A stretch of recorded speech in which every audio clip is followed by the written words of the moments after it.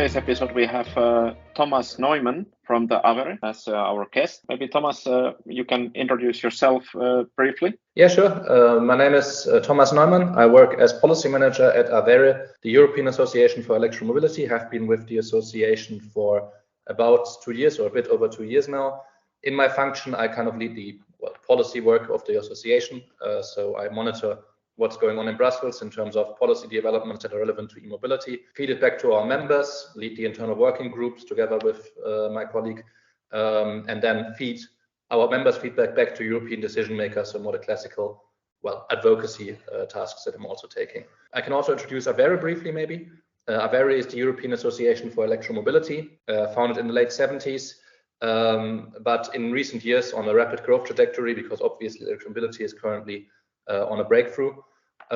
We advocate in Brussels on behalf of the entire ecosystem of electromobility, on behalf of both industry and users, national associations, think tanks. So we really try to represent the entire ecosystem and try to get policies in place that are conducive and helpful for the breakthrough and establishment of e-mobility in Europe. So who are the actually members? You are advocating for the whole ecosystem. Who are the members of the organization? So there's basically two pillars. The more traditional pillar are national associations. So in a way, AVERE started out as an association of associations, bringing together national associations that represent e-mobility.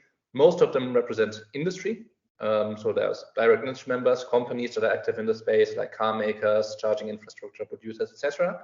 And some of them actually represent users.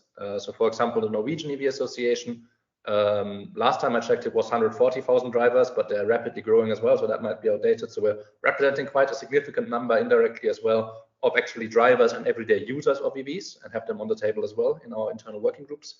And then we have direct members, industry members, all kinds of company sizes, from kind of global players to smaller SMEs, that composes of, on the one hand, vehicle manufacturers, so OEMs like Tesla, Rivian, Lucid, XPeng, NIO, Polestar, for example, as well, but also the value chain that supports this. So, for example, AVERE as a major lithium producer, and then on the other hand, we have the infrastructure members. Those are charging point operators, e-mobility service providers, but also charging point manufacturers. And then we have a few, for example, even research institutes as well in the membership. So it's quite broad, and as you can see, we represent really the entire ecosystem and any kind of business that's related to e-mobility. For example, one aspect I also forgot actually was users such as enterprise or Uber, so institutional ride-hailing and car rental users as well. All right. So from 1970s until today, a lot of has changed, and especially in the past years, a lot of growth in that area. What are the kind of the hottest kind of or the key focus areas you are working at the moment? That's a broad question, because indeed there's so many relevant proposals that have gone on and are still going on throughout the past months. So I will start maybe with the vehicle side. And there, what's very important in our view are emission standards. We had the emission standards for light-duty vehicles already. So the cars and vans, basically, the passenger cars that people drive every day, where there is now a reinforced trajectory, and this has been agreed, that manufacturers have to reduce their emissions over time, and in 2035 there will be a de facto ban on selling cars that aren't zero emissions. So every new car in 2035 will have to be electric or hydrogen. We don't believe in hydrogen particularly, but any zero emission solution. You cannot sell an internal combustion car after 2035 as a general rule. We are now moving into the same thing for heavy duty vehicles, so your trucks, your buses. The Commission has proposed, again, an emissions trajectory with the headline target being a 90% reduction of the new truck fleet in 2040. So this is currently under discussion. It's a bit earlier stage. The car and van ones are finished, but the heavy duty ones are still in an early stage and will go through the institutions in the coming months.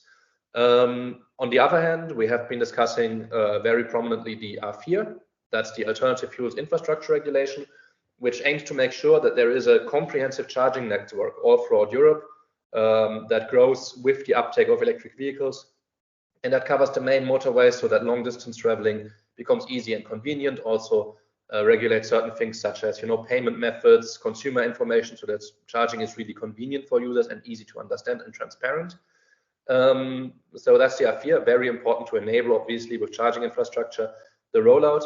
But then I could mention the lots of other proposals. We have the Energy Performance of Buildings Directive, which is more crucial for private charging, because a lot of charging actually happens in private spaces, not in public. It's not like internal combustion cars where you need a gas station. It's actually usually most convenient to recharge at your home or at your workplace, for example. That's where the Energy Performance of Buildings Directive comes in.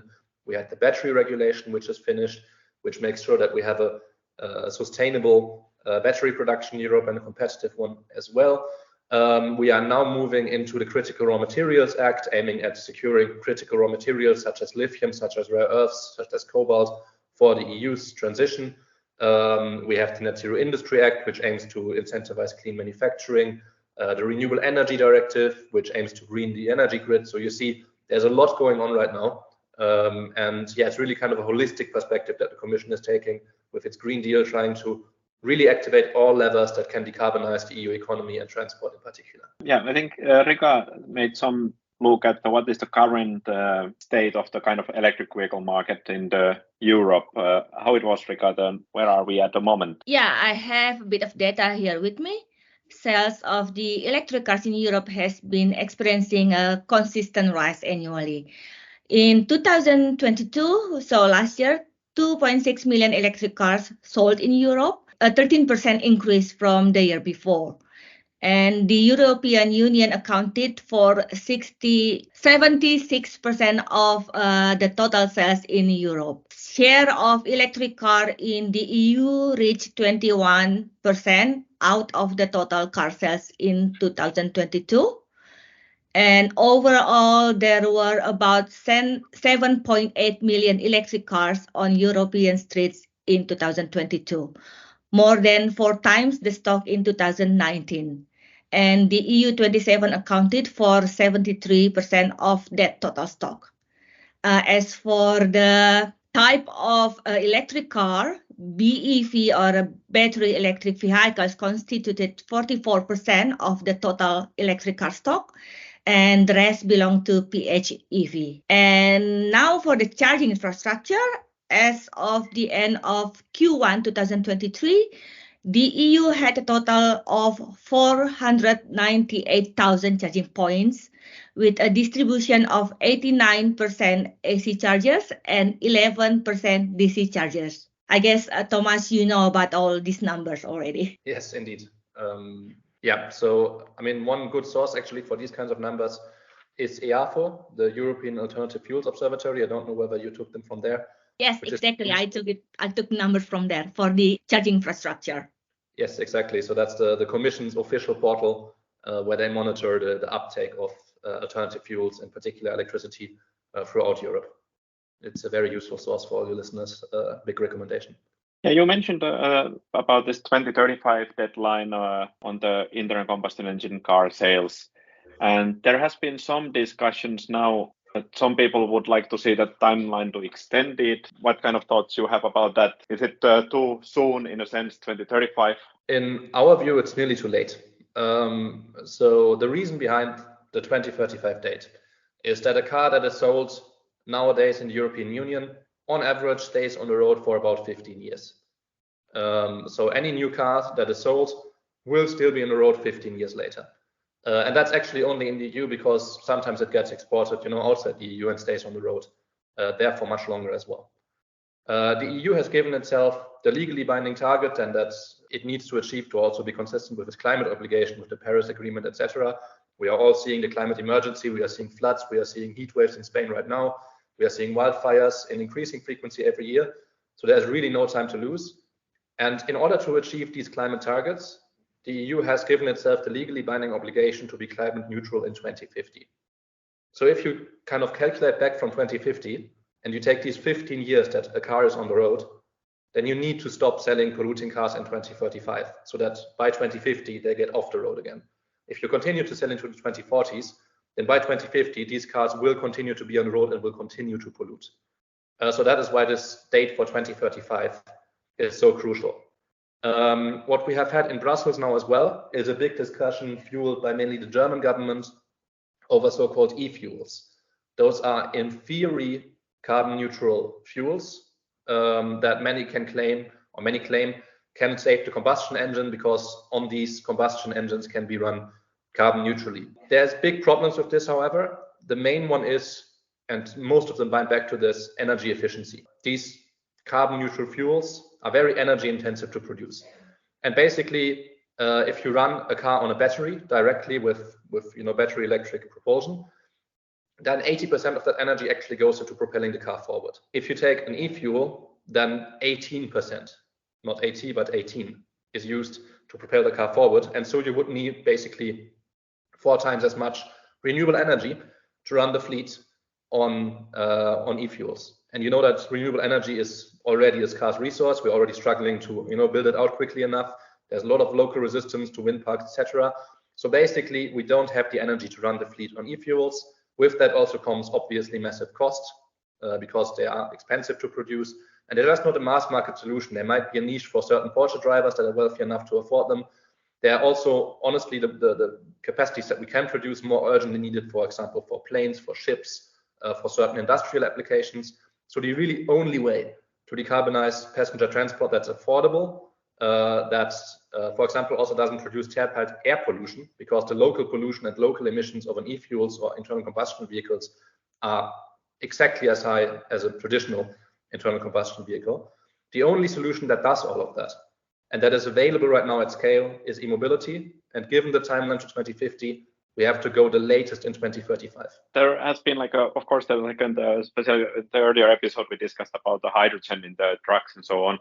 But that is basically electric, but a different way to storing the energy for certain use cases. But then do you believe that the 2050 it will happen, that all the road transportation is at least decarbonized, if not fully electric? We would very much hope so. Obviously, we see now a certain backlash against the Commission's green agenda, and actually against certain proposals that were already agreed. So, certain forces in Brussels, lobby groups, the conservative groups in Parliament, parts of them at least, are pushing back. That being said, it's a necessity. We see the consequences of climate change already. Every summer, you saw the spring floods in Germany a few years ago. You see now the massive heat wave in Spain impacting farmers there quite adversely. There is really no alternative to doing this. And so, well, today our answer would be, of course, yes, we believe in it, but it's not so much a question of believing. We have to manage this transition. And there is a kind of in the progress there, we can see that there is a differences in the Europe, especially the West and East and North and South. I think Rika had some insight on that. Yeah. So electric cars account for 21% of new cars registered in the EU in 2022, but they only have a market share of 9% or less in more than half of EU member states. The top 5 countries with highest electric car share are located in the northern and western part of Europe, namely Sweden, Denmark, Finland, the Netherlands, and Germany. On the other hand, many Eastern and Southern European countries such as Greece, Slovakia, Bulgaria, Poland, Croatia, Czech Republic, and also Romania, share of electric car is less than 9%. Of course, unsurprisingly, this gap issue is related to income. The top 5 countries have an average net income of more than 3,000 euro, while the other countries with less than 9% share of electric car have an average net income of 13,000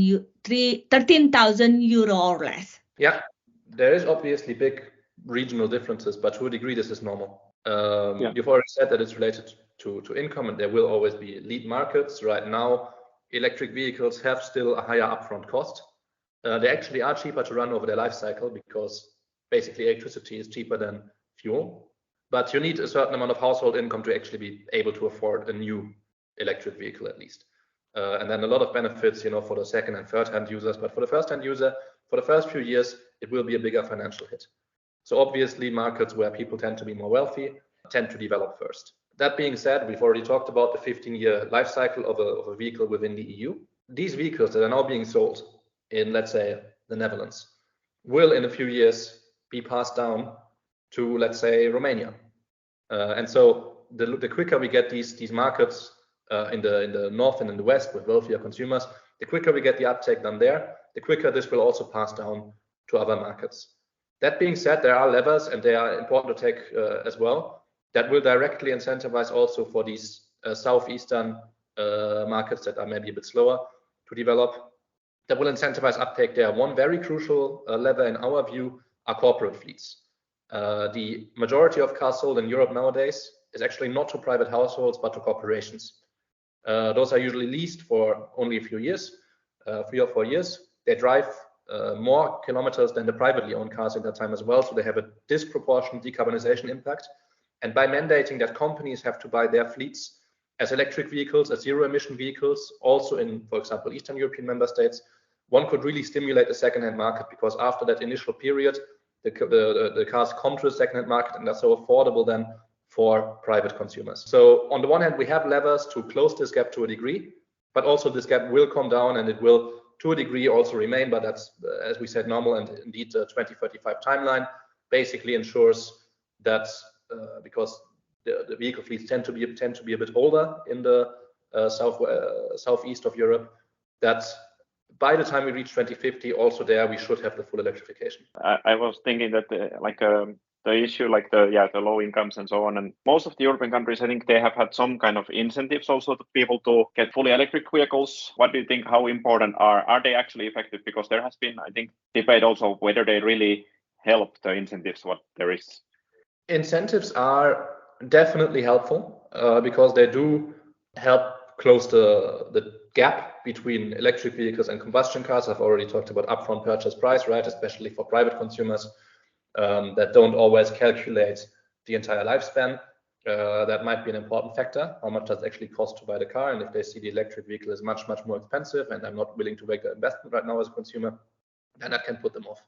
So purchase subsidies can help accelerate this transition. We see the cost of batteries and of EVs coming down continually. So that's one thing, one caveat. Basically, the moment that electric vehicles become cheaper, you can phase these subsidies out, because in the end, you shouldn't spend taxpayer money if there's no need to do so, right? So they need to be proportionate and they need to be limited in time until it's kind of self-driven, this uptake, which it will be. And it has to aim at least at closing the TCO gap where it still exists, total cost of ownership.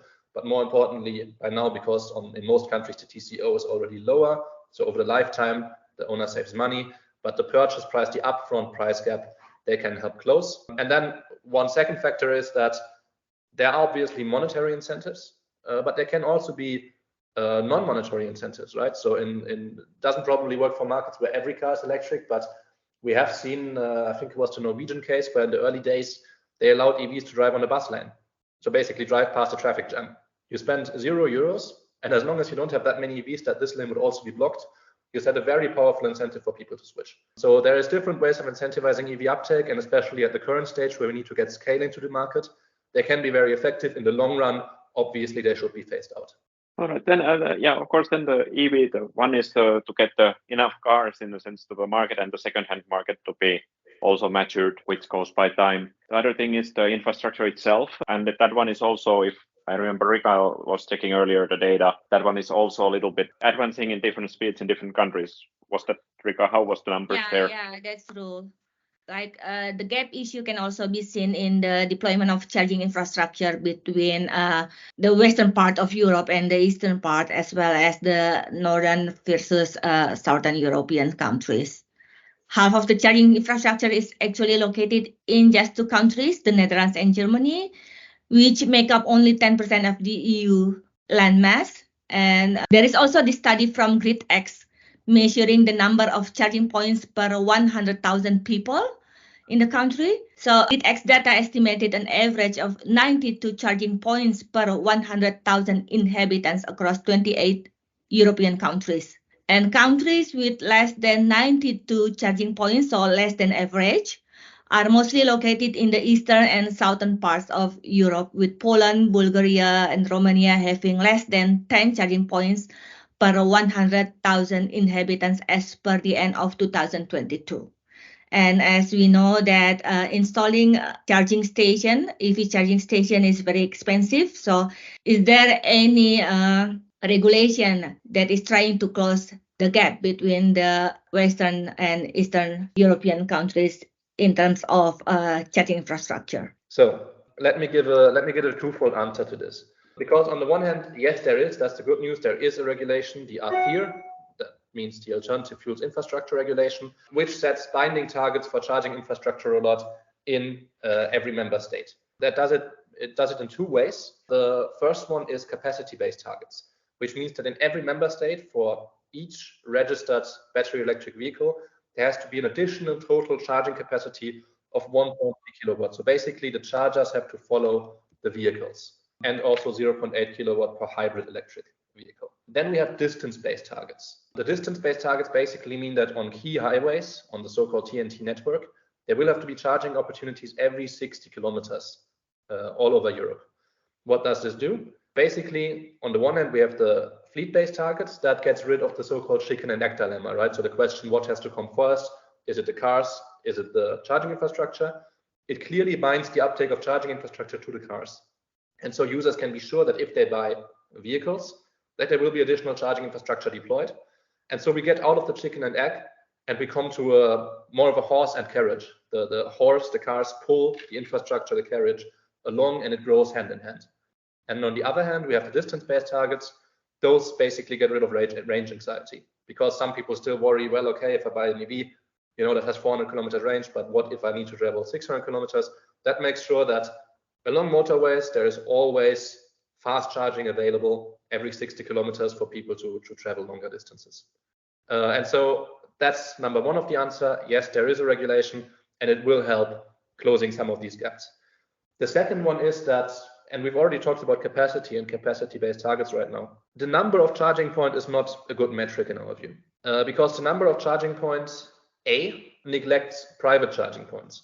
It is nearly impossible. There's no good statistics over the EU to see how many private charging opportunities there are. And since there is no good statistics, we don't know. But basically, a lot of people do not actually ever use public charging infrastructure, which is the one on which we have the statistics. So early adopters often have their own driveway. And so in that own driveway, they can have a wall box and they can charge just on their, as they park in front of the house overnight. Especially the wealthy early adopters tend to have this. And so as long as they don't drive extremely long distances, but just commute to work, for example, or go for the shops, they never need to use a public charging point. So private charging infrastructure can make a big difference. And you can see, for example, in Norway, which is one of the lead markets, there's not all that much public charging infrastructure because they have a very, very widespread use of public charging infrastructure, of private charging infrastructure, a widespread use of private charging infrastructure.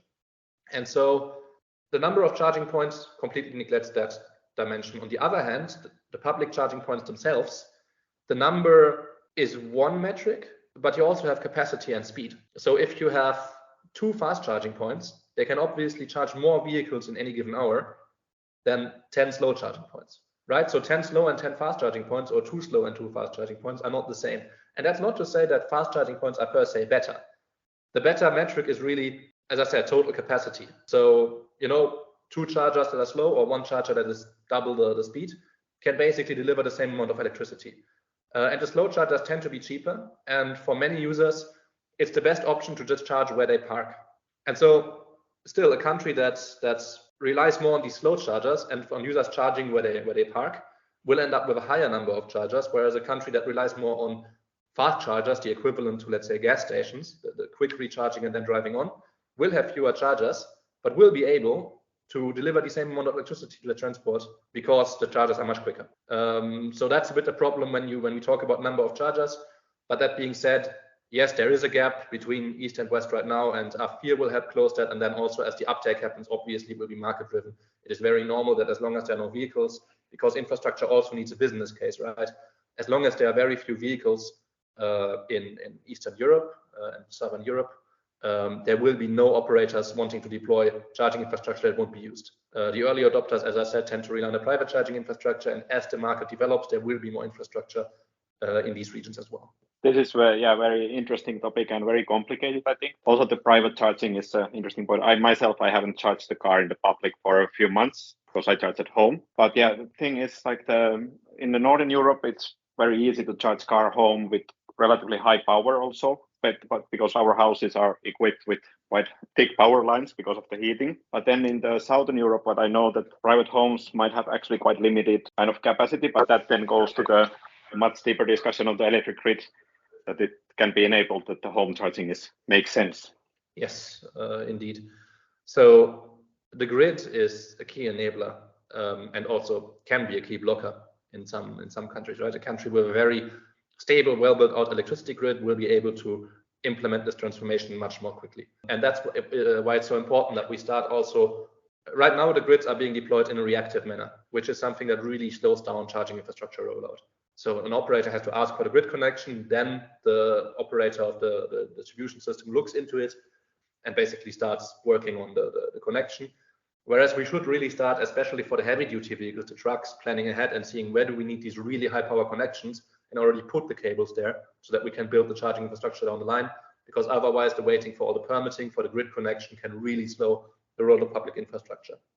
On the other hand, we have smart charging and vehicle to grid, etc. So we have smart technologies that can really help take load off the grid, even where it's not so built out, and even where the grid is well built out. This can really lead to big economic savings, can help maximizing the renewable energy share in the grid, because cars can charge when energy is very abundant, when there's a lot of renewables in the mix and when it's cheap, and they can slow down the charging or even feed back renewable energy to the grid when, let's say, it's cloudy and there is no wind. And they can also kind of distribute their load so that not all the cars charge, hypothetically at the same time and overload the grid, but they can then balance how much each car charges, or basically charge sequentially, basically making sure that there is no overloading of a grid that wouldn't be able to handle all cars at once. So we have also smart solutions that can help with this. Yeah, the one thing about like a public charging, I was looking for like a road trip in Europe, and I figured out that this is a quite painful process because I had to check how to pay in the public chargers in different countries.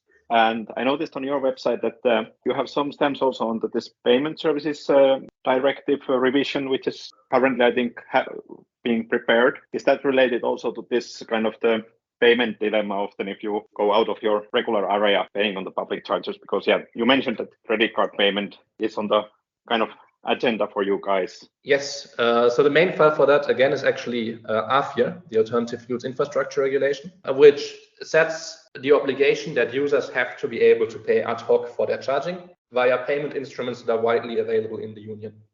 Which means that basically if you are a user and you travel abroad or travel outside of your home subscription, your region, travel long distance, etc., charging point operators will have to offer you an option to pay conveniently without, let's say, signing up to their network or getting an RFID card or any of that. And for fast chargers along motorways, and generally for fast chargers going forward, this will have to be, as long as the charger is over 50 kilowatt, this will have to be a physical credit card reader. You can just touch your payment card reader, where you can touch your payment card and you can pay via that. For slower chargers under 50 kilowatt, there are other solutions that are allowed, such as, for example, a little display generating a dynamic QR code, and then you can go online and do your payment transaction there, again, probably using your payment card or, let's say, PayPal or something like that. But it will have to be via widely available payment instruments in the Union. And basically, the AVERE stance on this has always been, because we represent industry and users, that we're very in favor of convenient payment for users, and that users should always be able to pay without subscription or signing up, but that it has to be balanced with the burden and the cost of installing credit card readers. And that's why we're very happy that the Commission has made the differentiation between slow and fast charging, because slow chargers, they tend to be off-street chargers in people's living areas. Normally people have a subscription there, so people don't really need to pay ad hoc, and credit card readers are quite expensive. And so what would have happened, especially since these chargers are much, much cheaper to deploy, the added impact of a credit card terminal is much, much higher compared to a fast charger that costs hundreds of thousands of euros, where a credit card terminal doesn't make the big difference anymore. And what could have happened if we would have had a mandate for card payment everywhere is that it would have killed the business case for slow charging, which is the most convenient option for many users and the cheapest option on a day-to-day basis. And so we are very happy that the Commission has decided, and the institutions have also gone with that, the Parliament and the Council, to propose and to then agree this differentiated approach. The Payment Service Directive now comes on top, that is about to be revised. That's basically a bit more of a technical question, which is, if you have a credit card reader, do you need a PIN pad? Do you need the physical PIN pad, which again drives up the cost? We would like to see a solution where charging is exempted from the requirements of this directive, which would mean that you can just tap your card and you don't have to have a physical PIN pad to confirm that it's actually you. So that is the Payment Service Directive, but the general principle of ad hoc payment is regulated in AVERE, and users in Europe can be quite happy, I think, that now they will always be able to pay ad hoc.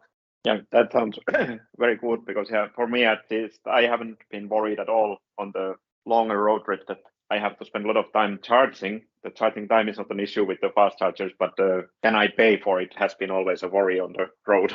So that's a good development, I would say, from the usability wise. Yes, we very much agree. Very important that charging becomes, well, attractive and actually easier than refueling. We often hear the narrative that it has to be as easy as refueling. We actually disagree. We think it should be easier.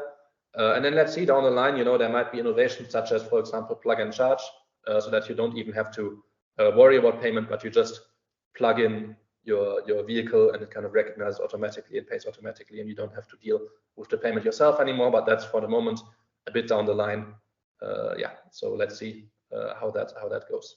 And then, yeah, the other thing, from your website, I think Rika looked into a little bit into Renewable Energy Directive, out of the many directives and so on around this topic. But yeah, Rika had some research and maybe some questions actually regarding to understand better what is it about. Yeah, not really a research, but maybe questions. Well, correct me if I'm wrong. To my understanding, the Renewable Energy Directive currently is the RED II, right? It's an important element of the Green Deal, European Union's Green Deal, focusing on renewable energy. So this directive is primarily focused on promoting the use of renewable energy sources in various sectors, including in the transportation sector. And as far as I know from your website, AVERE is working on the revision of this directive. Also on the website, there is this specific suggestion to extend the scope of fuel neutral credit trading to include also private charging to properly incentivize and reward all market players. Can you expand a little bit more on this? And how would you think this affects the EV market in the European Union? Yeah, happy to do that. So let me start by, this has been a very important file, especially for our infrastructure members on the infrastructure side, because it can offer a new revenue and financing source for infrastructure rollout. The institutions have come to an agreement by now, and we're actually quite happy with it. I mean, it could have always been better, but a lot of our suggestions have luckily been heard. Basically, what this directive does on a broader level is incentivize or set a framework for the rollout of renewable energy across the Union. That alone makes it obviously relevant, because zero emission vehicles such as electric vehicles are only really truly zero emissions if they run on renewable energy. They're much better and much lower in emissions, even if they run on actually dirty energy mixes, because of their superior energy efficiency. So they basically lose less dirty energy than traditional combustion cars. But still, for them to really maximize their potential, we need a green energy mix. The other thing, and that's a bit of a technical subcomponent of this regulation, are these fuel neutral credit trading mechanisms. What these do is put an obligation on fuel suppliers to transport. So let's say your Shells, right? They supply fuels to transport, and there is an obligation for them to reduce their emissions by a certain percentage, by a certain amount every year. These mechanisms, for example, are in place actually in Germany or the Netherlands. So the first thing they do is put this obligation on fuel suppliers. Then what they do is basically give two compliance ways to these fuel suppliers. They can blend biofuels into their supply to reduce their fuels emissions in reality, or they can buy so-called electricity credits to reduce the emissions basically on paper. These renewable electricity credits are allocated to charging point operators or to electricity providers to anyone who supplies renewable electricity to transport by public authorities. And then there's a trading platform where they can sell these credits back to the fuel suppliers, and the fuel suppliers can buy these credits up and so meet their obligations via buying these credits. And basically what this does is it funnels money from fuel suppliers to the actors that are deploying renewable electricity and charging for electric vehicles. And so it can really help accelerating the rollout. The extension to private charging was one of our asks, and member states will have the opportunity to do that. So that's good for us, a win for us, which basically means that, for example, in Germany, there is currently a mechanism in place so that it's not only for public charging points, but only for private charging points. The problem is if you offer this kind of revenue source only to public charging points, you might drag the market to a more public model where, for example, private charging might be more efficient. Also, we had the issue of appropriate multipliers, so that basically the value of the credits. I said earlier, an electric vehicle can drive much longer on the same amount of energy. So if there is appropriate multipliers of approximately these 4 times, that make sure that the renewable electricity credits are counted 4 times or counted with the appropriate weighting, that makes sure that the credits are appropriately rewarding that as well. And again, we have a good solution there in the final compromise. So yeah, a bit of a technical one. I hope it was sufficiently clear, but it sets up this kind of market-based mechanism, making fuel suppliers pay for charging infrastructure rollout. That's the short version of it. All right, that was a good explanation. And it sounds like that you guys are working like with a lot of topics at the moment in several areas. Yeah, quite a busy period, and indeed there's a lot going on. Yeah, there's like quite many like policies and so on in the EU level and national level, I think, at the moment in kind of under revisions or making. Yeah, it's part of the Green Deal and Fit for 55. The headline project of this commission, the von der Leyen Commission, has been the European Green Deal and getting the European economy on track for decarbonization, for basically reconciling our economic model and for continued growth, etc., with the need to stop heating the planet and also stop polluting, for example, our water, our air, etc. And so there's a lot of these files that have been presented actually in 2021 as the so-called Fit for 55 package, which hints at the 55% reduction target of the EU by 2030, emissions reduction target. And yeah, all these files fall under this package. Now we're moving actually also into the industrial policy debate. So we've set all the targets. We know where we want to go. We know, for example, that we want to stop selling internal combustion cars in 2035. And now the question becomes, how do we make sure that the workforce has the skills to deploy the charging points and build the electric vehicles? How do we make sure we have the raw materials to build the electric vehicles in Europe? So we're also moving now into the enabling conditions and how to actually make this possible.